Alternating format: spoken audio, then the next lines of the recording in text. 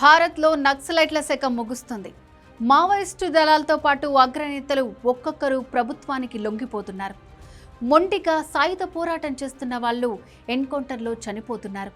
Maoist పార్టీకి కళ్ళు చెవులు లాంటి దేవ్జీ, రాజిరెడ్డితో పాటు మరో 17 మంది నక్సలైట్లు కూడా తెలంగాణ పోలీసులకు లొంగిపోయారు.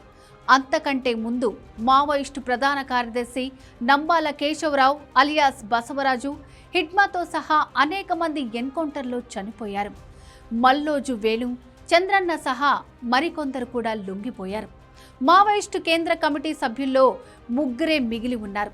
మావోయిస్టు ఉద్యమం చివరి దశకు వచ్చేసింది. ఇప్పుడు జరుగుతున్నది అంతిమ పోరాటమేనని కేంద్రం చెబుతోంది. మార్చి 31 తర్వాత దేశంలో మావోయిస్ట్ అనేవాడు మిగలరని కేంద్రం ప్రకటిస్తోంది.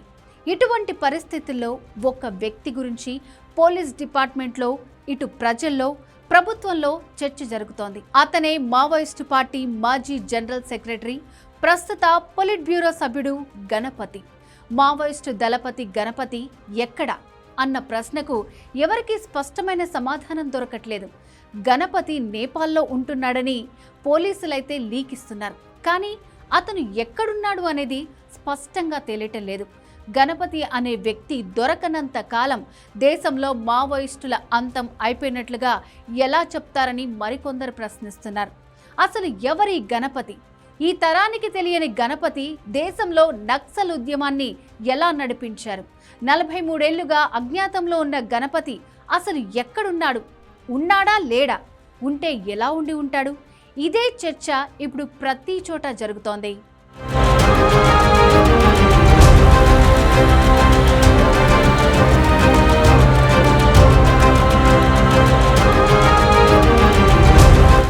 గణపతి అలియాస్ ముప్పాళ్ల లక్ష్మణరావు కరీంనగర్ జిల్లా బీర్పూర్ ప్రాంతానికి చెందినవాడు. 1949లో పుట్టిన లక్ష్మణరావు వెలమ సామాజిక వర్గానికి చెందిన ఒక మధ్యతరగతి బీఈడీ టీచర్. ఈయన సోదరుడు నర్సింగ్రావు రాష్ట్ర ప్రభుత్వ ఉద్యోగి. విద్యార్థి దశ నుంచి ఉద్యమ భావాలున్న లక్ష్మణరావు టీచర్ అయ్యాక వాటిని వదిలిపెట్టలేకపోయాడు. 1967లో నక్సల్ బరి రైతాంగ ఉద్యమంలో ప్రభావితమయ్యాడు లక్ష్మణరావు. లక్ష్మణరావుకు భార్య, కుమారుడు ఉన్నారు. ఉన్నత విద్య కోసం వరంగల్ వెళ్లిన లక్ష్మణరావుకి నక్సల్ నాయకుడు నల్ల ఆదిరెడ్డి, కొండపల్లి సీతారామయ్య పరిచయమయ్యారు. వారి ప్రభావంతో నక్సలైట్ ఉద్యమంలో చేరాడు. 1983లో పీపుల్స్ వార్ ఏర్పడిన తర్వాత నక్సల్ ఉద్యమంలో లక్ష్మణరావు మరింత ఎదిగారు. ఆయన పేరు గణపతిగా మారింది. 2004లో people's war communist party of India మావోయిస్టుగా మారింది. గణపతి భారత్లోని మావోయిస్టులందరికీ జనరల్ సెక్రటరీగా ఎన్నికయ్యారు. ఇప్పటి వరకు మావోయిస్టుల్లో కూడా గణపతిని నేరుగా చూసింది చాలా తక్కువ మంది. జనరల్ సెక్రటరీ అయిన తర్వాత red belt of India, Bastar region, Chhattisgarh ప్రాంతాలన్నిటినీ కలుపుకొని మావోయిస్టు బలగాలను విస్తరించాడు. భారత్లో మోస్ట్ వాంటెడ్ నక్సలైట్గా గణపతి తలపై సుమారు 5 కోట్ల రూపాయల రివార్డు ఉంది. చాలా తక్కువగా మాట్లాడే గణపతి నక్సలైట్లో టాప్ క్యాడర్కు మాత్రమే అందుబాటులో ఉండేవాడు. 1998లో BBC హలో బస్తర్ మ్యాగజైన్కి మాత్రమే ఆయన మొదటిసారి, చివరిసారి ఇంటర్వ్యూ ఇచ్చారు.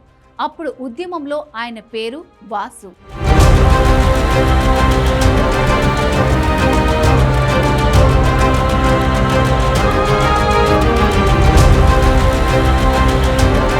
సుదీర్ఘకాలం మావోయిస్టు ఉద్యమానికి జనరల్ సెక్రటరీగా వ్యవహరించిన గణపతి ఫోటోలు ఇప్పటి వరకు 2 మాత్రమే దొరికాయి.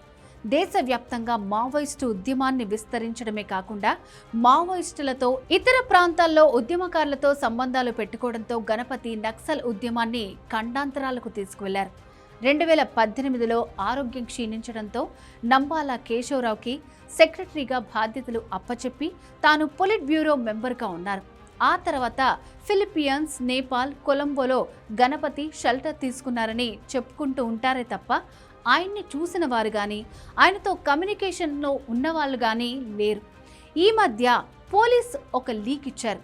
77 ఏళ్ల గణపతి మోకాళ్ల నొప్పులతో బాధపడుతున్నారని, ఆరోగ్యం కూడా క్షీణించిందని ఆయన నేపాల్లో తలదాచుకున్నారని, ఇండియా తీసుకురావడానికి ప్రయత్నాలు జరుగుతున్నాయని పోలీసులు చెప్తున్నారు. కుటుంబాన్ని వదిలిపెట్టి మావోయిస్టుల్లోకి వెళ్లిపోయిన తర్వాత గణపతి మళ్ళీ వెనక్కి తిరిగి చూడలేదు. ఎప్పుడూ ఎవ్వరినీ కలవలేదు. ఆయన అత్యంత సన్నిహిత బంధువులు కూడా విదేశాలకు వెళ్లిపోయారు.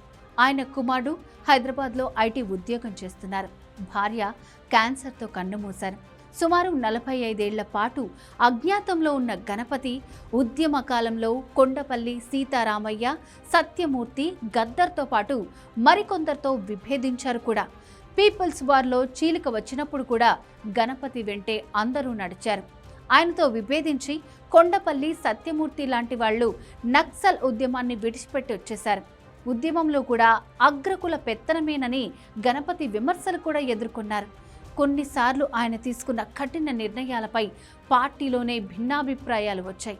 అయితే ఆయన మాట కానీ వీడియో కానీ ఇప్పటి వరకు విన్నవారు లేరు, చూసిన వారు లేరు.